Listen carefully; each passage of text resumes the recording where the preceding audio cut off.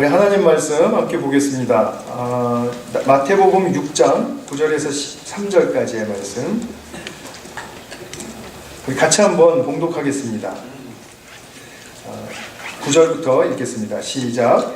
그러므로 너희는 이렇게 기도하라. 하늘에 계신 우리 아버지여, 이름이 거룩히 여김을 받으시오며 나라가 임하시오며 뜻이 하늘에서 이루어진 것 같이 땅에서도 이루어지이다. 오늘 우리에게 일용할 양식을 주시옵고 우리가 우리에게 죄 지은 자를 사하여 준 것 같이 우리 죄를 사하여 주시옵고 우리를 시험에 들게 하지 마시옵고 다만 악에서 구하시옵소서. 나라와 권세와 영광이 아버지께 영원히 있사옵나이다. 아멘. 우리 지난 9번에 걸쳐서 우리 주기도문에 대해서 또 같이 공부를 하셨습니다. 주기도문을 좀 더 구체적이고 실질적으로 이해하기 위해서 그 해석의 귀한 도구가 되는 산상수훈을 같이 공부하셨죠. 산상수훈을 상세하게 보신 건 아니지만 단락별로 이렇게 보셨을 때 주기도문이 가르쳐주고 있는 그 기도의 응답의 길이 무엇인가, 그것을 우리 산상수훈을 통해서 좀 보시기도 했었죠. 이 주기도문에는 6개의 기도 제목이 있다고 했습니다. 하나님을 향한 청원이 3개, 또 하나님의 백성의 삶을 위한 청원이 3개, 이렇게 해서 6개가 있는데, 이것을 우리가 본 대로 잠깐 간략하게 한번 살펴보면 이렇죠. 하나님의 이름이 거룩히 여김을 받으시오며, 하나님의 이름이 어떻게 거룩히 여김을 받습니까?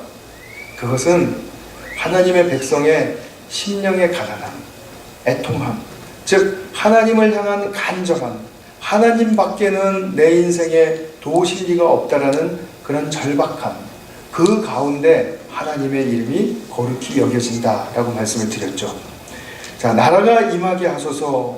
나라는 어떻게, 하나님의 나라는 어떻게 임합니까? 빛과 소금된 백성의 삶을 통해서 임하죠. 그 다음에 뜻이 하늘에서 이루어진 것 같이 땅에서도 이루어지이다. 땅에서도 이루어지게 하소서. 그것은 어떻게 이루어집니까? 하늘의 뜻이 어떻게 땅 위에 이루어지죠?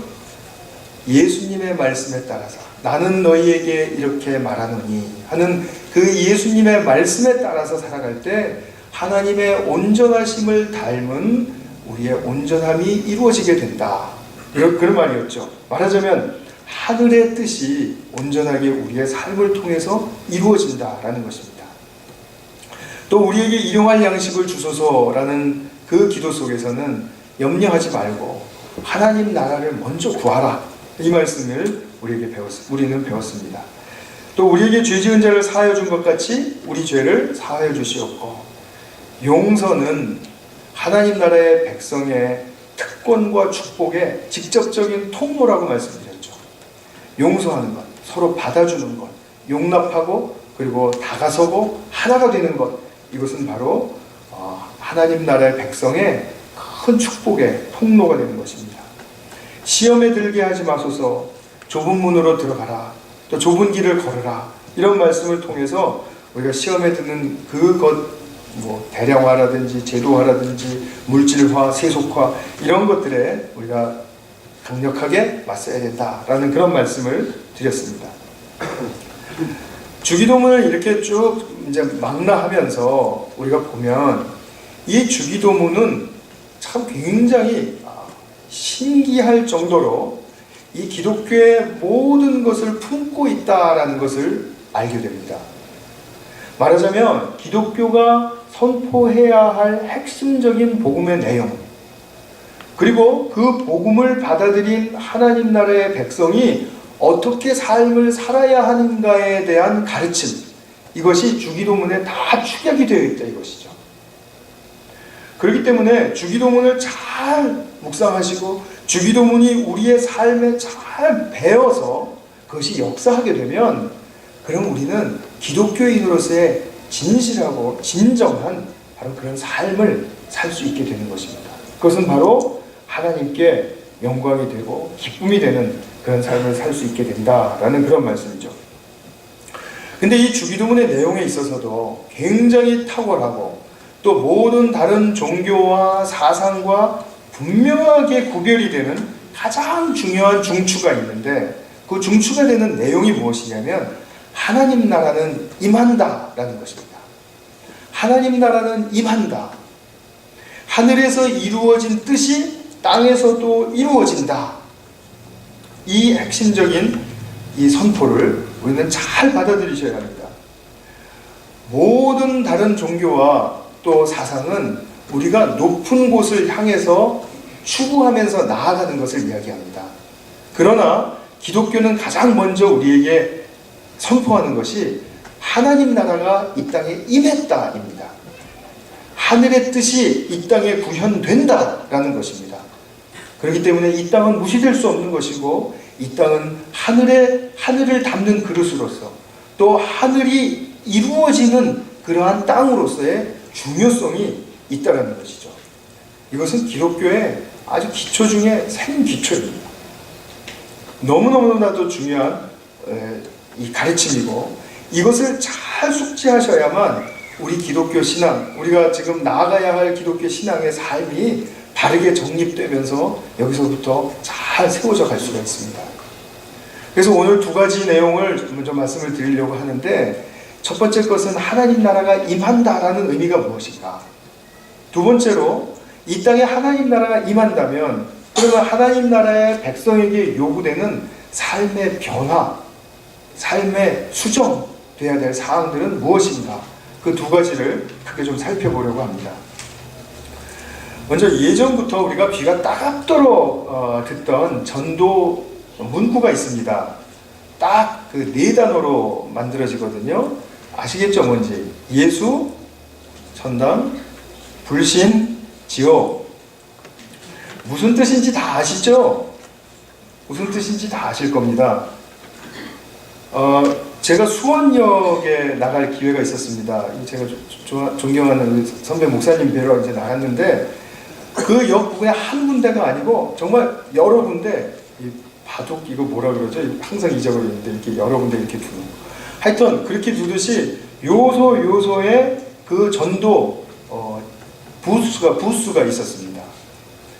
근데 거기에 보면은 정말 조금 좀 그 열정과 막 그 모든 그 투심과 그 사람 그분들의 그 마련한 그 정말 이렇게 보기만 해도 정말 많이 준비했다 이렇게 생각될 정도로 이렇게 감탄이 나오는데 그런데 그 내용과 그 방식을 보면 정말 너무 좀 구태의연하지 않나 하는 생각이 들지 않을 수 없을 정도로 세련된 거는 세련되지 못한 건 둘째치고 그 방식 자체가 좀 약간 어울리지 않는다 이런 생각을 갖게 됐습니다.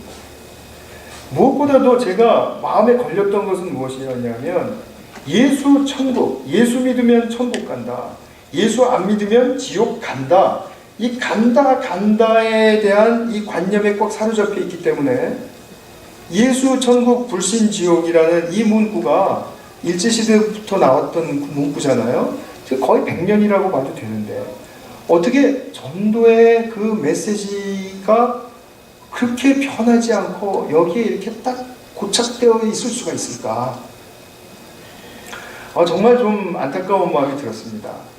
제가 특별히 마음에 걸렸던 거는 예수 믿으면 천국 간다 라는 거기에 사로잡혀 있을 때 사람 이렇게 변하지 않을 수 있구나.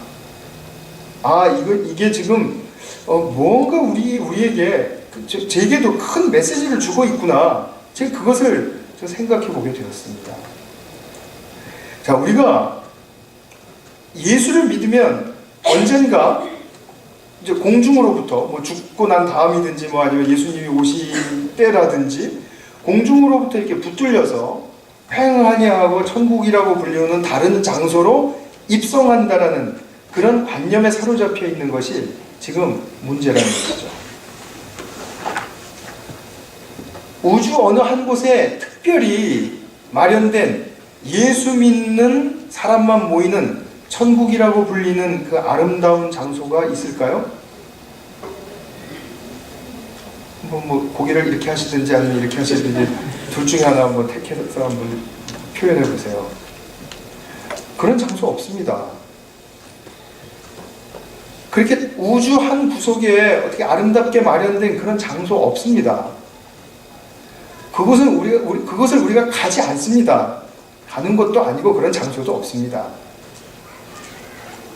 천국은 가는 곳이 아니라 천국은 우리에게 임하는 것입니다. 이것이 성경이 가르쳐 주는 것이에요.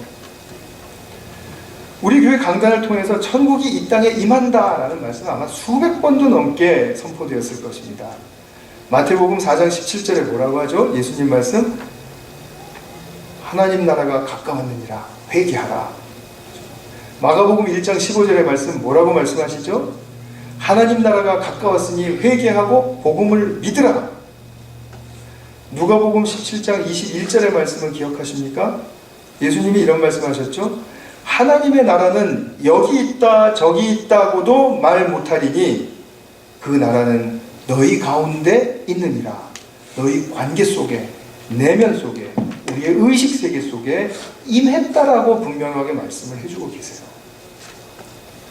이런 엄연한 예수님의 분명한 선포의 말씀을 우리는 천당 개념으로 바꾸었습니다.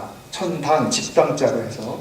그래서 장소 개념으로 사용을 해서 그곳에 가는 것으로 우리가 자꾸 착각을 하고 오해를 했다 이 말이죠. 이것은 아니죠. 물론 예수 믿으면 천국 간다라는 말의 뜻은 우리가 알아요. 제가 초대에 말씀드렸듯이 구원받는다. 그죠? 그 말씀 맞습니다. 그러나 우리가 좀 더 정교하게, 좀 분명하게 파헤쳐야 됩니다. 그러지 않으면 우리의 신앙에 진보가 일어나지 않기 때문에 저는 그 우려 속에서 지금 여러분들께 이 말씀을 드리고 있는 것입니다. 20세기 말에서 21세기에 지금에 이르기까지 기독교 복음주의를 아주 주도하다시피 한 N.T. 라이트라는 분이 계세요. 영국 분이신데요. 이분은 굉장히 아주 훌륭한 저서들을 많이 썼습니다. 아주 자탁을 공인합니다. 이분이 이제 2000년, 10년에 거의 가까이 갔을 때 마침내 드러난 하나님의 나라라는 책을 썼습니다. 마침내 드러난 하나님의 나라. 좀 두꺼운 책이에요. 20세기에 신학계의 돌풍과도 같이 몰아닥쳤던 그런 이슈가 뭐였냐면 하나님의 나라에 대한 것이었습니다. 이 하나님의 나라의 신학에서 가장 중요하게 부각시켰던 것이 무엇이었냐면 하나님의 나라라는 것이 장소 개념이 아니라, 물론 장소 개념도 없는 건 아니지만 하나님의 통치다, 하나님의 다스림이다. 이것을 성경적인 그 많은 그 지지하는 그 문구와 그리고 내용, 사상을 가지고 증명해 내었습니다. 맞습니다. 하나님의 나라라는 말은 하나님의 그 나라, 뭐 이렇게 우리가 가는 나라가 아니라 하나님의 통치, 하나님의 다스림, 이것이라는 거죠.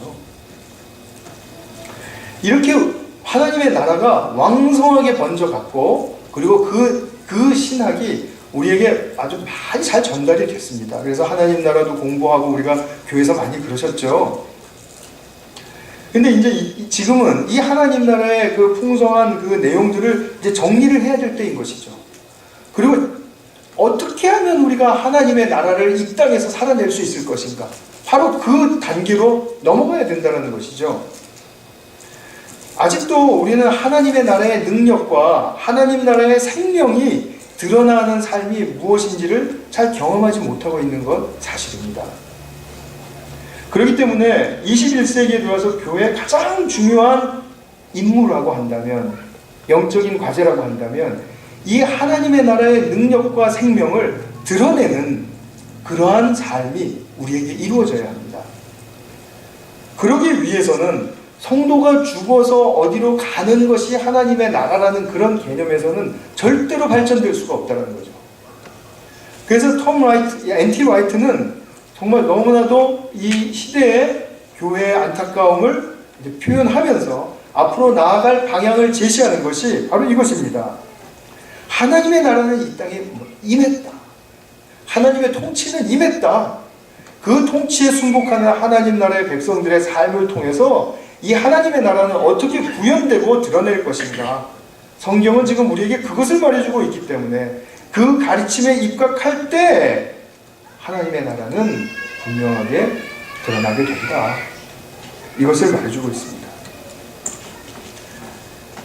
예수 믿고 천국 간다라는 우리가 말을 할 때 괜찮습니다. 그 표현 자체가 저는 불가하다 이런 말씀은 아니에요. 그런 말 할 수 있습니다. 할 수 있지만 우리가 이제 또 새롭게 개념을 정리해야 될 부분이 남아있다 이것이죠.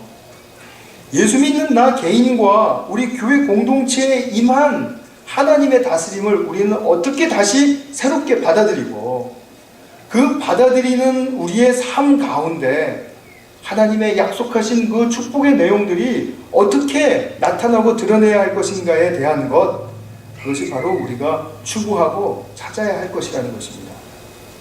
이 땅과 천국은 따로 떨어져 있지 않습니다. 찬송가 438장 우리 모두가 좋아하시는 찬양이죠. 내 영혼이 은총 입어, 그 찬양 아시죠? 내 주 예수 모신 곳이 그 어디나 하늘나라.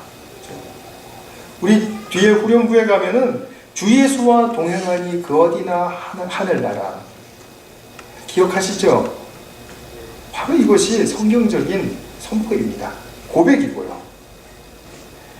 이 땅에서 죄와 죽음과 싸우면서 힘겹게 살다가 마침내 우리의 인생을 다하면 들어 올려져서 영원히 살게 될 미래의 운명이라고 믿는 것은 그런 성경적이 아니라 플라톤의 이원론적 사고에 기인한 것입니다. 저는 플라톤의 이원론이 틀렸다 맞았다 이거를 말씀드리고 싶은 것이 아니에요. 그것이 옳고 그르고를 떠나서 성경의 진리를 어떤 인물의 사상에 끼워 맞추면 안 된다는 것이죠. 오늘날 뉴에이지의 시대에 있어서 트렌드가 굉장히 강력한 우리에게 영향력을 끼치고 있습니다. 대세가 이러고 흐름이 이렇고 이러니까 우리가 그걸 따라가야 된다라는 그런 무의식적으로 우리가 거기에 순응하는 그런 태도들이 굉장히 많아요. 저부터도 굉장히 경계해야 될 부분입니다. 이렇게 우리가 성경의 진리가 인간이 흘러가게 하는, 일시적으로 흘러가게 하는 어떤 트렌드에 자꾸 끼워 맞추려고 하다 보면은 성경의 진리는 힘을 잃어버리게 되는 것이죠. 인간의 사상이 성경에서 나와야 하는 것이지 성경의 진리가 인간의 사상에 끼워 맞춰져서는 안 된다는 거죠. 주기도문의 중추가 나라가 이 땅에 임하게 해라, 임한다라는 것. 그래서 그 임한 하나님의 나라가 왕성하게 드러나게 해달라는 것. 그것이 바로 주기도문의 중심적인 간구라면, 그러면 인간과 세상에 나타내기 위해서, 그 하나님의 나라가 인간과 세상에 나타나기 위해서 요구되는 그 사항들은 무엇인가, 그것을 좀 살펴보려고 합니다. 그래서 하나님의 통치로 인해서 우리가 요구받는 것은 무엇이냐 하는 것이죠.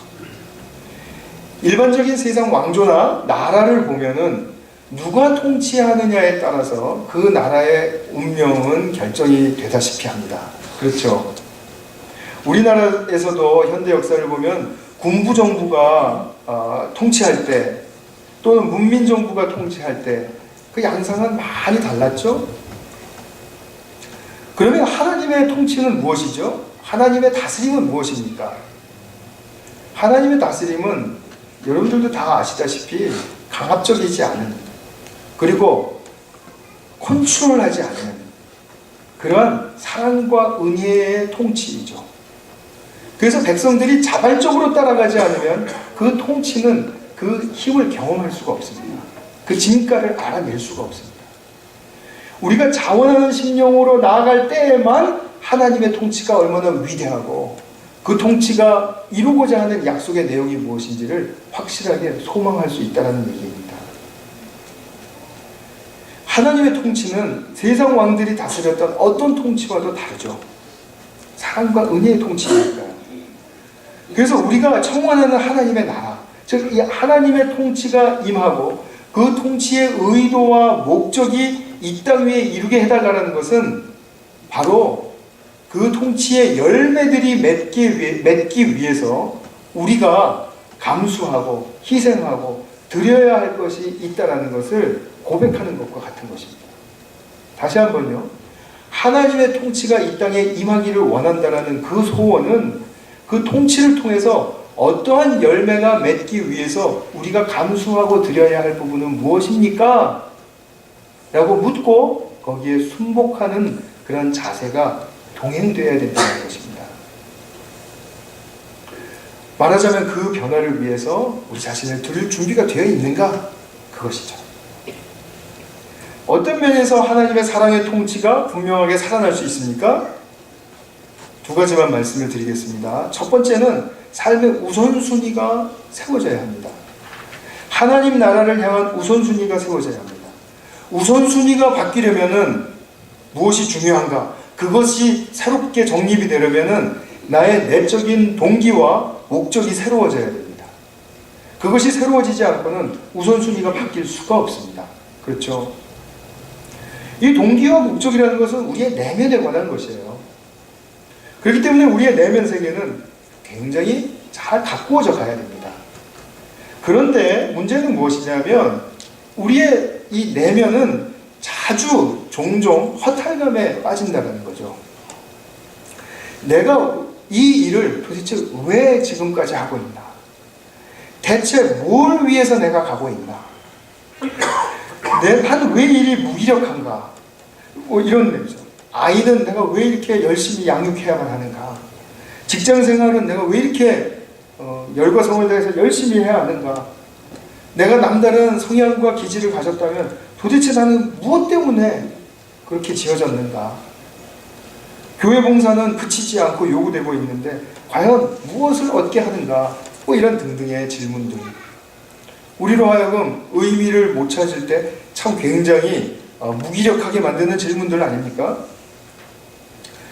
근데 이런 질문들이 이럴 때마다 그것이 분명하게 건강한 사인은 아니고 우리가 방황하고 있다는 것을 분명하게 증명해주는 그러한 분명한 나의 내적인 질문들에 불과하지만, 그러나 그 질문들을 통해서 역으로 알 수 있는 것은 무엇이냐 하면, 그러면 나는 하나님의 통치를 얼마나 간절히 사모하고 그 하나님의 다스림을 얼마나 중요하게 받아들이고 있고 그 하나님의 다스림에 순복하기를 원하는가 하는 그런 나의 영적인 좌표를 발견하는데 도움이 되는 질문일 수 있다는 것입니다.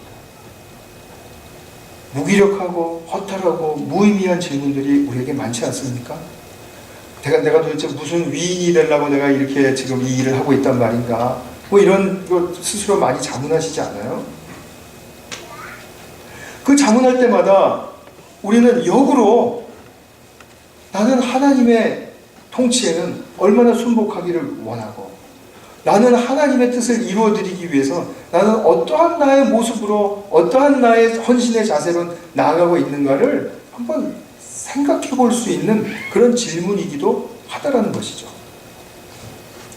인간은 늘 자기중심적이기 때문에 자기에게 유익이 되지 않으면 곧장 무의미하다고 생각해버립니다. 무가치하다고 생각해버립니다. 심지어는 영적으로 성경 공부를 하고 기도를 하고 예배를 드리면서도 이것이 나에게 오랜 시간 동안 유익이 되지 않으면 그러면 이내 묻는 것이 내가 도대체 왜 이것을 하고 있지? 라는 질문이잖아요. 그래서 왜라는 질문은 우리가 떼어놓고 살 수가 없는 것이죠. 그러나 그 질문을 품고 살 때 성도는 이미 임한 하나님의 통치에 나는 과연 어떻게 반응하고 있길래 이런 질문에, 허탈한 질문에 종종 빠져들고 있는가? 지금 이것을 재확인할 수 있는 기회가 된다는 것입니다. 이해가 될 수 있을 것 같은데요. 저는 개인스빌이 좋아서 이곳에 살게 된 사람이 아닙니다. 여러분 개인스빌 좋아하세요? 저도 결국은 좋아하게 됐습니다. 근데 좋아하게 된 그 이유는 무엇이냐면 하나님의 나라를 위해서 살려고 하다 보니까 이곳으로 부르심을 받았고 이곳에서 하나님의 뜻에 따라서 살려고 하다 보니까 하나님이 허락하신 이 장소가 주어졌다는 것입니다. 이 앞뒤가 분명하게 맞아야 되지 않겠습니까?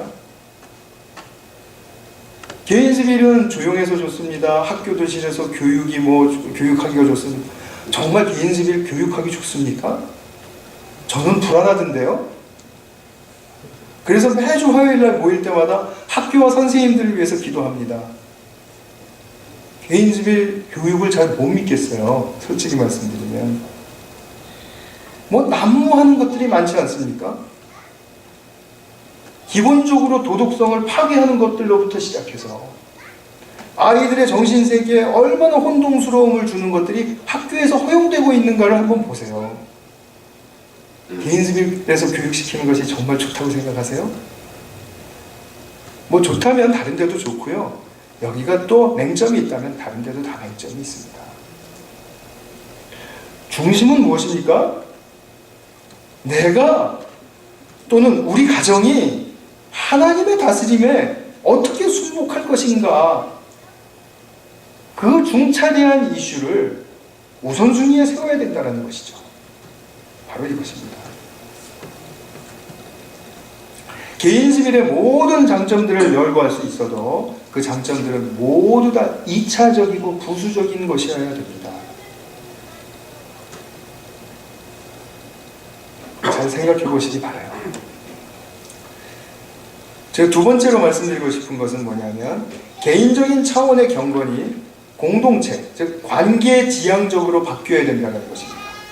제가 무슨 말씀을 드리고자 하는지 한번 들어보십시오. 우리는 개인의 경건을 소중히 여겨야 됩니다. 개인의 경건은 굉장히 중요한 것이죠. 경건이라는 것은 무엇이냐면 예수님을 닮는 성품과 그리고 그 예수님을 닮는 삶의 방식입니다. 예수님을 떠나서 우리는 경건을 말할 수 없죠. 예수님이 지니신 인격을 담고 또 예수님이 살아가신 자세와 또 그 방식에 있어서 하나님 아버지와 어떤 관계를 추구하시고 또 어떤 교제를 가지셨는지를 우리가 배우는 것, 그것이 바로 우리의 개인의 경건을 함양하는 길입니다. 그렇기 때문에 예수님께서 얼마나 사랑하셨는지, 얼마나 인내하셨는지를 배워야 되고, 또 예수님이 얼마나 사람들과 함께 즐거워하셨는지, 또 정말 애처로운 상황 속에서는 깊이 하나 되어 공감하는 가운데 눈물을 흘리셨는지, 그런 것들을 배워야 하는 것이죠. 그것이 바로 우리의 경건의 스탠다드, 그러니까 그 기준이 되는 것이죠. 경건은 어디까지나 예수님이 기준이 되어야 됩니다. 성경적 경건이라는 것은 사람이 세우는 기준으로 만들어지는 것이 아닙니다.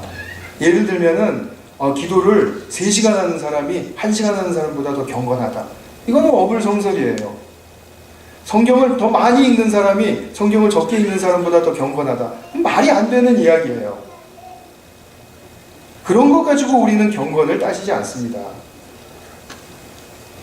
그래서 예수님을 배우기 위해서 기도하고 말씀을 사랑하고 또 예배에 충실히 또 나오시고 또 예배를 드리시고 하는 이런 것들, 이것도 훈련이 잘 돼야 마땅한 것입니다만, 그러나 여기서 개인의 경건이 끝나버리면 그러면 우리는 더 이상 하나님의 나라로 깊이 들어갈 곳을, 통로를 잃어버린다라는 말씀입니다.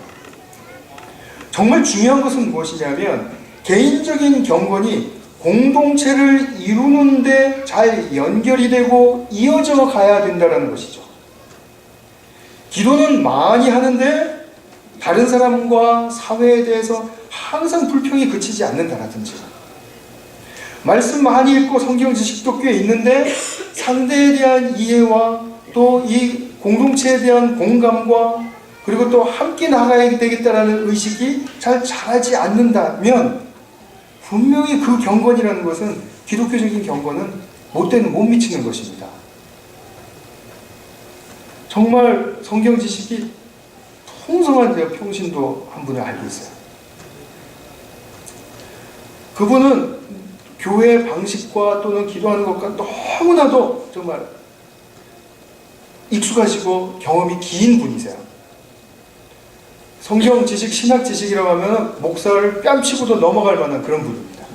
얼마나 정말 상당한지. 그런데 문제는 뭐냐면 공동체적인 조화와 협력으로 그분의 그 개인의 높은 경건이라고 인정받는 것이 이어지지를 못해요. 그러니까 그분과 교제하려고 그러면 항상 마음이 불편해요. 저 사람이랑 일하다 보면 또 이거 잘못됐다 그러겠지, 이건 또 어느 교회에서나 그렇게 하라 그러겠지, 뭐 이런 식으로 말하니까. 그러니까 항상 불편한 겁니다. 정말 힘들죠. 그죠?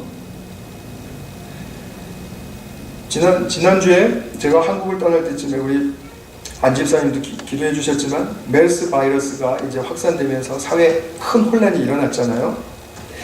무섭고 두려운 일이죠. 근데 우리는 메르스가 무서운 게 아니라 메르스에 대한 공포가 더 무서워요. 얼마나 공포심을 그냥 지어서 만들어내는 것 같아요, 꼭. 너무나 심각해요. 그러면 이제 그런 상황 속에서 댓글이나 페이스북 같은 것이 아마도 자기의 생각을 여과하지 않고 그대로 반영하는 통로라고 생각이 되는데요. 기독교인들이 적은 글들도 보면요, 전부 다 자신들이 판단자의 자리에 서 있는 겁니다. 판단자의 자리에 서 있어요. 얼마나 정죄와 고발이 섬세하고 세련되고 설득력 있는지 몰라요. 그거 보면은 말은 다 이해가 되고 고개는 끄덕끄덕 거리지게 되는데, 문제는 뭐냐면 마음이 불편합니다. 어떻게 이 사람은 이렇게 하늘의 의로운 경찰관이 되어서 사회에 누구 좀 부족한 것, 못하고 있는 것, 이런 것들 꼬집어내고 뭐 하는데 이렇게 정말 도통했을까? 정말 무섭다, 무서워. 이런 사람이랑 교제하다가는 뼈도 못 추리겠다, 이런 생각이 듭니다. 결코 그것은 공동체적인 그러한 자세와 공동체의 축복을 향한 마음이 아닙니다. 보면은 알잖아요.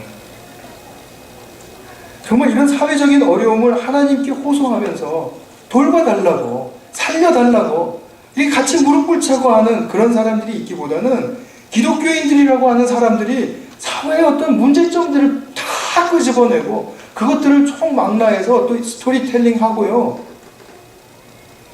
확신되지도 않은 이야기들을 막 그냥 설득력 있게 해놓고 하니까 얼마나 더 어지러워지냐 이것이죠.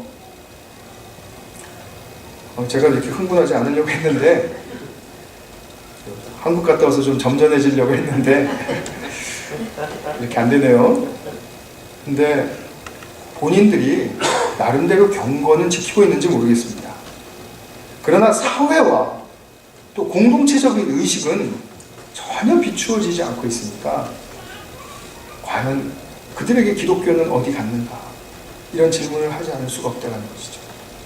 물론 비판과 고발을 하지 말라라는 말은 아닙니다.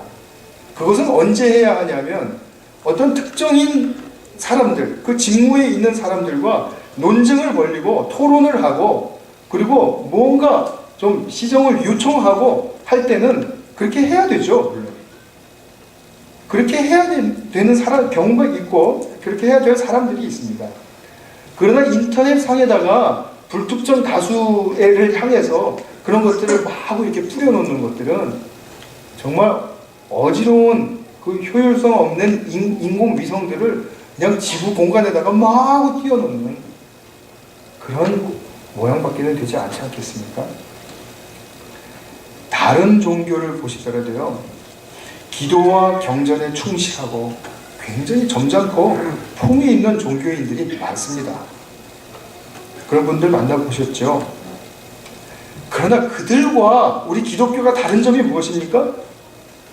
우리는 하나님의 통치 아래에 있는 공동체를 지향한다는 것입니다. 개인의 경건에서 끝나지 않습니다. 공동체를 지향합니다. 따라서 개인의 성품과 종교적인 열심과 행위가 공동체적인, 사람과 사람 사이에 또 사람과 하나님 사이에 어떤 협력과 조화와 하나됨으로 나아가지 못하고 이루어지지 못한다면 그것은 성경이 말해주는 온전한 경건이 되지 못한다는 것입니다. 정말 성숙하고 정말 교회를 위하는 분들은 이 말씀이 무슨 말씀인지 아실 거예요.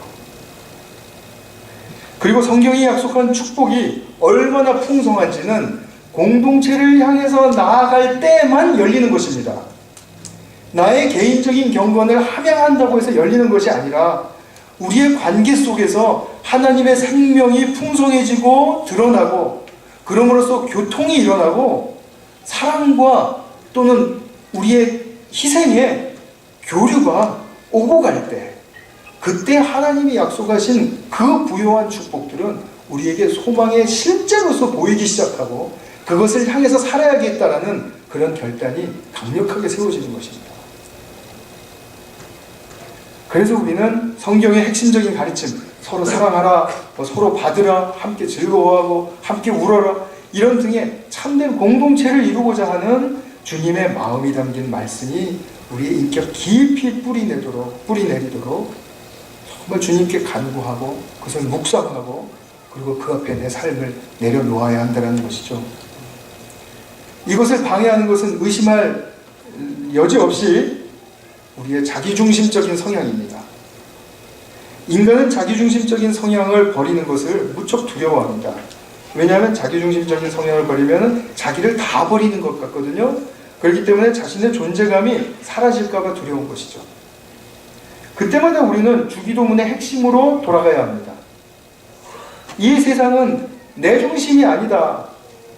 이 세상은 하나님의 통치의 중심이다. 하나님의 통치를 중심으로 할 때만 바르게 펼쳐나가실 수 있고 우주적인 축복의 차원으로 나갈 수 있다. 이것을 분명하게 확신할 수 있어야 되는 것입니다. 그렇기 때문에 내 자신의 개인의 경건을 뛰어넘는 공동체적인 경건의 모양으로 또 능력으로 우리는 나가야만 하는 것이죠. 사실 우리에게 주어진 길은 그거 하나밖에 없습니다. 다른 길이 있으면 말씀해 보세요. 그것밖에 없는 것입니다. 말씀을 맺겠습니다. 하늘의 차원은 이미 하나님의 온전한 통치 아래 있습니다. 이 땅은 타락하면서 꼭 버려진 듯한 느낌을 받았어요. 그러나 정말로 실제로 이 땅은 하나님으로부터, 하늘나라로부터 버려졌습니까? 그렇지 않죠. 어떻게 그것을 알죠? 예수님이 이 땅에 오셔서 하늘나라를 이 땅에 심어주셨으니까 우리는 그것을 알죠. 그리고 이제 우리가 할 일은 무엇이냐면 이 예수를 믿고 하나님의 통치를 잘 받는 것입니다. 하나님의 다스림을 잘 받는 것입니다. 하나님의 다스림을 잘 받으면 그러면 치유와 회복과 성숙이 잘 일어나게 됩니다. 이것은 조금 전에 말씀드린 대로 공동체를 통해서 증명이 되고 공동체를 통해서 이를 목도하게 됩니다. 따라서 하나님께서 베푸시는 통치야말로 유일한 구원의 길입니다. 주기도문을 우리가 늘상 드리곤 하는데 그 기도를 드리는 우리가 하나님의 통치에 합당해서 정말 약속하신 그 큰 우주적인 축복으로까지 함께 나아가는 그런 개인스빌 공동체가 이루어지기를 축복합니다.